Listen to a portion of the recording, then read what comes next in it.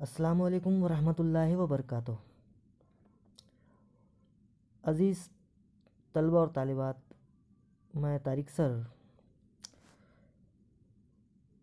پرمویر چکر شہید Abdul Hamid Urdu high school پرتواڑہ، ہم نے پچھلے ویڈیو میں 10ویں جماعت میں سبجیکٹ اردو کا پہلا سبق اس کا مطالعہ کیا تھا۔ آج ہم اردو کا دوسرا سبق جس کا نام ہے اپنے ہمسائے سے، جس کے رائٹر ہے کنہیا لال کپور، اس کا مطالعہ ہم آج کریں گے۔ تو میں آپ سے گزارش کرتا ہوں کہ اپنی کتابیں سامنے رکھیے اور ویڈیو کو غور سے دیکھیے۔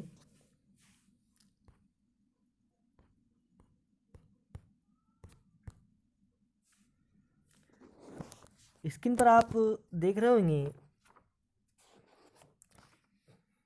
پیج نمبر 10، جس میں اضافی معلومات جو پڑوسی کے تعلق سے بتائی گئی ہے۔ اس کو ہم پڑھیں گے کہ اسلام نے قرابت داری اور رشتہ داری کے بعد سب سے زیادہ ہمسائے اور پڑوسی کے ساتھ صلہ رحمی صلہ رحمی پر زور دیا ہے۔ اسلامی احکامات کی روح سے پڑوسی ہمارے حد درجہ رفاقت، ہمدردی اور نیک سلوک کے مستحق ہوتے ہیں۔ نبی کریم صلی اللہ علیہ وسلم فرماتے ہیں کہ مجھے ہمسائے کے حقوق کی اتنی تاکید کی گئی ہے کہ میں خیال کرنے لگا کہ شاید اب اسے وراثت میں حصہ دار بنا دیا جائے گا۔ مطلب حضور پاک صلی اللہ علیہ وسلم کو پڑوسی کے تعلق سے،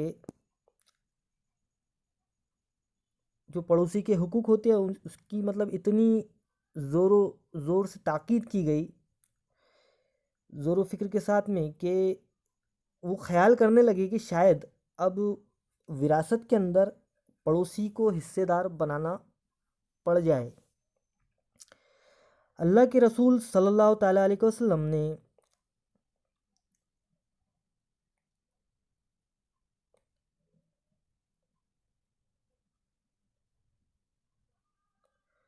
صلی اللہ علیہ وسلم نے متعدد احادیث میں ہمسایوں کے ساتھ نیک برتاؤ اور حسن سلوک کی تاکید کی ہے۔ ایک حدیث میں پڑوسیوں سے حسن سلوک کے سلسلے میں آپ صلی اللہ علیہ وسلم نے فرمایا، وہ شخص مومن نہیں جس کا ہمسایہ اس کی شرارتوں سے امن میں نہ ہو۔ دوسرے مقام پر آپ صلی اللہ علیہ وسلم نے پڑوسیوں کے حقوق کی اہمیت پر زور دیتے ہوئے فرمایا، وہ شخص ایمان نہیں رکھتا جو خود پیٹ بھر کھائے اور اس کا ہمسایہ اس کے پڑوس میں بھوکا رہ جائے۔ مطلب پڑوس میں کوئی شخص، پڑوس کے گھر والے اگر بھوکے رہ جاتے ہیں تو وہ شخص ایمان نہیں رکھتا، ایسا پیارے آقا صلی اللہ علیہ وسلم نے اپنے احادیث کے اندر بتایا ہے۔ پڑوسیوں کے حقوق بہت زیادہ اسلام کی روح سے پڑوسیوں کے حقوق بہت زیادہ بتائے گئے ہیں۔ آپ صلی اللہ علیہ وسلم اپنے صحابہ کرام کو تاکید فرمایا کرتے تھے کہ اپنے بچوں کے لیے اگر پھل لاؤ تو ہمسائے کے گھر بھی بھیجو، ورنہ چھلکے باہر نہ پھینکو تاکہ غریب ہمسائے کا دل نہ دکھے۔ مطلب کہ اگر آپ کوئی چیز، آپ کو اللہ نے اتنی استطاعت دی ہے کہ آپ اگر کوئی چیز خرید کر لا رہے ہیں کھانے کی، تو اس کو پڑوس میں ضرور، اگر پڑوس والے غریب ہے تو اس کو پڑوس میں ضرور بھجواؤ۔ اگر نہ بھجوا سکو تو اس کے چھلکے باہر نہ پھینکے کہ وہ غریب لوگ دیکھ کر ان کو تکلیف ہو، ایسا نہ ہو۔ ایسا فرمایا گیا کہ حضور پاک صلی اللہ علیہ وسلم نے اپنے پڑوسی کے حقوق کے تعلق سے بہت گہرائی میں بتایا ہے۔ حضرت محمد صلی اللہ علیہ وسلم کی ایک مشہور حدیث کا مفہوم ہے کہ وہ شخص جنت نہیں ہو سکتا جس کی بد زبانی سے اس کے پڑوسی پریشان رہے۔ مطلب گالی گلوچ آج کل دیکھتے ہوں گے ہم کہ چھوٹی چھوٹی باتوں سے ہم ایک دوسرے سے لڑتے ہیں، پڑوس میں لڑائی جھگڑے کرتے ہیں، گالی گلوچ کرتے ہیں۔ تو وہی بات یہاں پر بتائی گئی ہے کہ پیارے آقا صلی اللہ علیہ وسلم نے ایک حدیث کے مفہوم ہے پیارے آقا صلی اللہ علیہ وسلم کی احادیث کا کہ وہ شخص جنت ہی نہیں ہے جو اپنے پڑوسیوں کو گالی گلوچ کرے، بد زبانی کرے ان کے ساتھ۔ ساتھ ہی آپ صلی اللہ علیہ وسلم کے ارشاد کا مفہوم ہے کہ جس شخص کے اخلاق و اطوار، دیکھو یہاں اطوار طور طریقہ جس کو کہا جاتا ہے، طور کی جمع ہے اطوار، اخلاق و اطوار اور اس کے طرز سلوک سے اس کے ہمسائے خوش ہو اور اسے اچھا کہتے ہو تو وہ بے شک اچھا شخص ہے، اور کسی شخص کے بارے میں اس کے پڑوسی اچھی رائے نہ رکھتے ہو تو وہ اچھا نہیں ہو سکتا۔ اسلام نے بڑی تفصیل کے ساتھ پڑوسیوں کے ساتھ ہمدردی، حسن سلوک اور خیرخواہی کے جذبات کو پروان چڑھانے اور اس کے ذریعے اچھے سماج کی تعمیر کی تاکید کی ہے۔ تو یہ اضافی معلومات میں ہم نے پڑوسی کے تعلق سے معلومات دیکھی۔ اب ہم پیج نمبر 7 سبق نمبر 2 اپنے ہمسائے سے، جس میں پہلی بات بتائی گئی ہے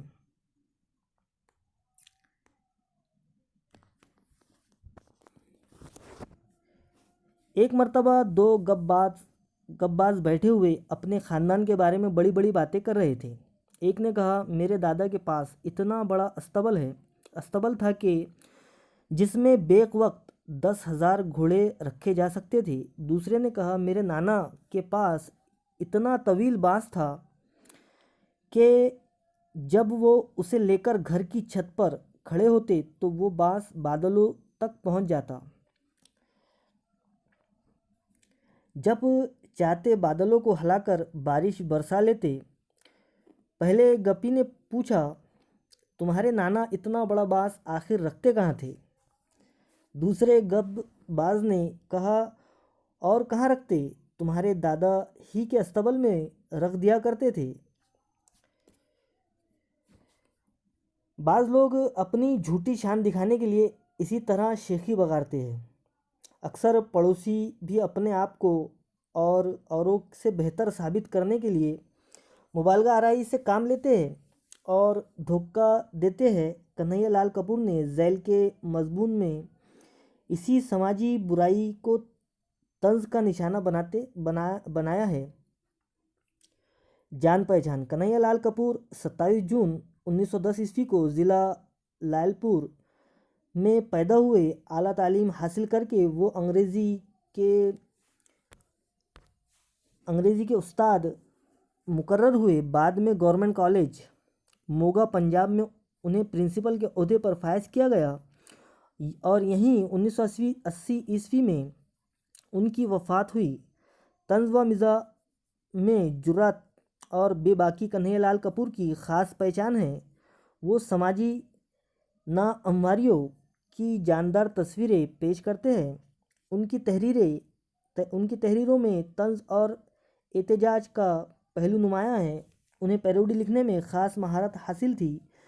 ان کے طنزیہ و مزاحیہ خاکے بھی مقبول ہوئے۔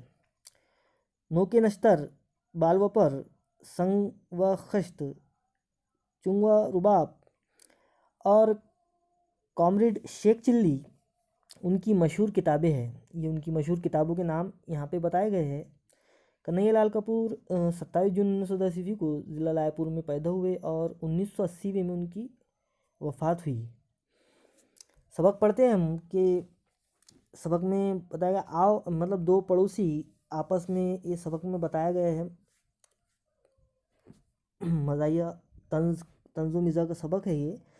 اس میں دو پڑوسی کی بات چیت بتائی گئی ہے آپس میں کہ آؤ میاں سمجھوتا کر لے، آج تک ہم ایک دوسرے پر روب جمانے کے لیے، مطلب روب جمانا بولے دبدبا جمانے کے لیے ایسی باتیں اور حرکتیں کرتے رہے ہیں جنہیں فضول ہی نہیں مضحکہ خیز کہا جا سکتا ہے، مطلب ہنسی مذاق کہا جا سکتا ہے۔ لیکن سوال یہ ہے، آخر ہم کب تک ایک دوسرے کو محض مروب کرنے کے لیے، مطلب صرف ڈرانے کے لیے اپنی حیثیت سے زیادہ خرچ کرتے رہیں گے؟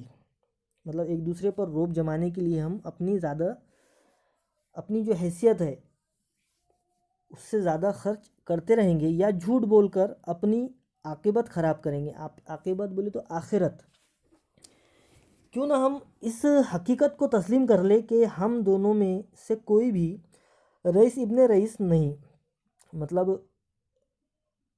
مالدار ابن بولے تو باپ، مالدار باپ کا مالدار بیٹا، مطلب کوئی بھی رئیس ابن رئیس نہیں، بلکہ تم ایک معمولی تاجر ہو، تاجر بولے تو بزنس مین، اور میں ایک معمولی معلم ہوں، مطلب استاد، اور دونوں پچھلے 5 برس سے ایک دوسرے کو دھوکہ دینے کی بیکار کوشش کر رہے ہیں۔ چنانچہ اگر تم کہتے ہو کہ تمہارا بھائی دہلی میں مجسٹریٹ بولے تو جج، کورٹ کا جج مجسٹریٹ ہے، تو میں تمہیں مطلع کرتا ہوں، مطلب آگاہ کرتا ہوں کہ میرا بھائی الہ آباد ہائی کورٹ کا جج ہے۔ حالانکہ حقیقت یہ ہے کہ تمہارا بھائی کسی مجسٹریٹ کا چپراسی ہے، اور میرا کوئی بھائی ہی نہیں، کیونکہ میں اپنے والدین کا اکلوتا بیٹا ہوں۔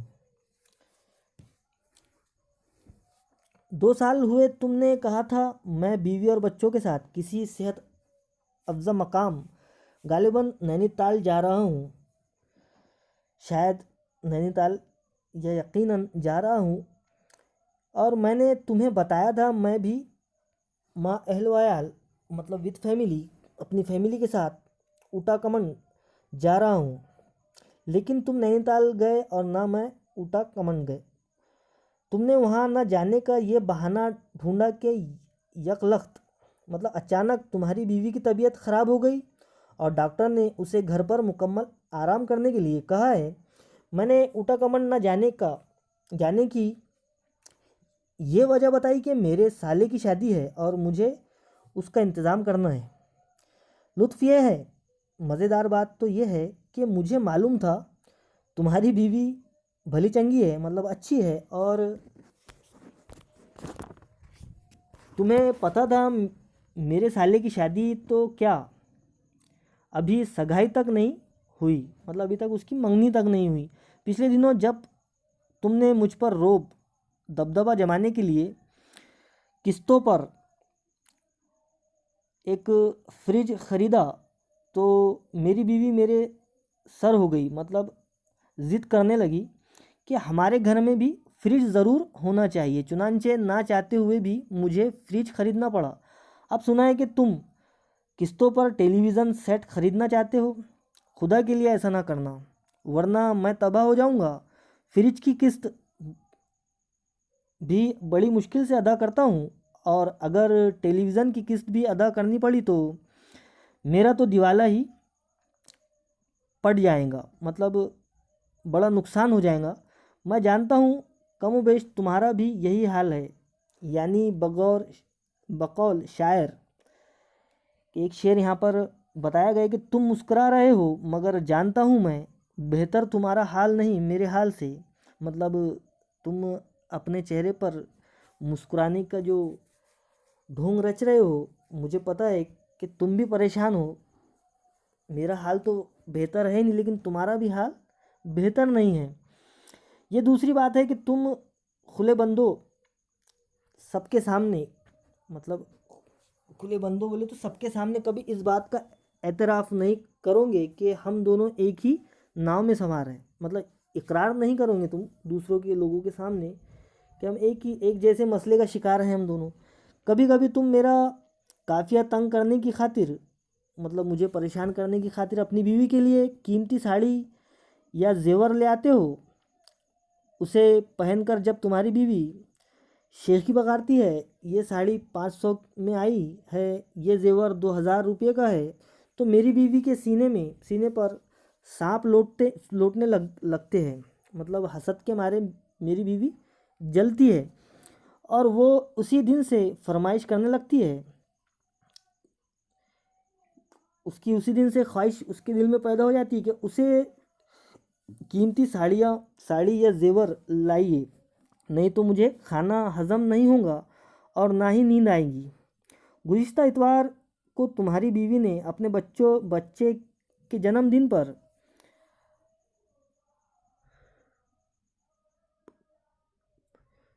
اپنے جنم دن پر 25 عورتوں کو مدعو کیا، مطلب دعوت دی، مدعو کیا بولتے دعوت دینا۔ اب میری بیوی کا تقاضا ہے، میری بیوی کی خواہش یہ ہے کہ 2 ہفتوں کے بعد جب میں اپنے بچے کا جنم دن مناؤں گی تو کم از کم 50 عورتوں کو دعوت دوں گی، ورنہ ہمسائی کی نظر سے گر جاؤں گی۔ ہر بات میں ایک دوسرے کو نیچا دکھانے کی تمنا یہ رنگ لائی ہے کہ اب بیماریوں کے معاملے میں بھی ہم ایک دوسرے سے بازی لے جانے کی کوشش کرنے لگے ہیں، مطلب ایک دوسرے کو بے عزت کرنے میں ہمارا یہ حال ہو گیا ہے کہ اب بیماری کے معاملے میں بھی ہم ایک دوسرے سے آگے جانے لگے ہیں۔ چنانچہ میری بیوی کہتی ہے کل رات منّے کو 104 ڈگری بخار تھا، بیچارہ ساری رات ہائے ہائے کرتا رہا، تو تمہاری بیوی فوراً منہ بنا کر جواب دیتی ہے کہ 104 ڈگری بخار بھی کوئی بخار ہوتا ہے؟ 3 دن ہوئے ہماری بڑی منی بیمار پڑ گئی، تھرما میٹر لگایا تو معلوم ہوا 106 ڈگری بخار ہے۔ وہ 6 گھنٹے بے ہوش پڑی رہی، لیکن میں ذرا بھی نہیں گھبرائی، ڈاکٹر تک کو فون نہیں کیا، سوچا بخار ہی تو ہے، خود بخود اتر جائیں گا۔ ایک دن تمہاری بیوی اور میری بیوی اس موضوع پر بحث کر رہی تھی کہ سوتے وقت تم زیادہ زور سے خراٹے لیتے ہو، مطلب ایک دوسرے سے بات چیت کر رہی تھی کہ اس کا شوہر بہت زیادہ خراٹے لیتے ہیں۔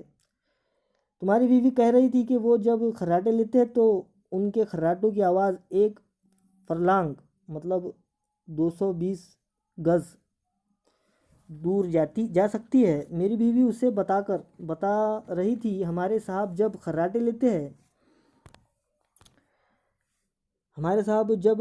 لیتے ہیں تو ان کی خراٹوں کی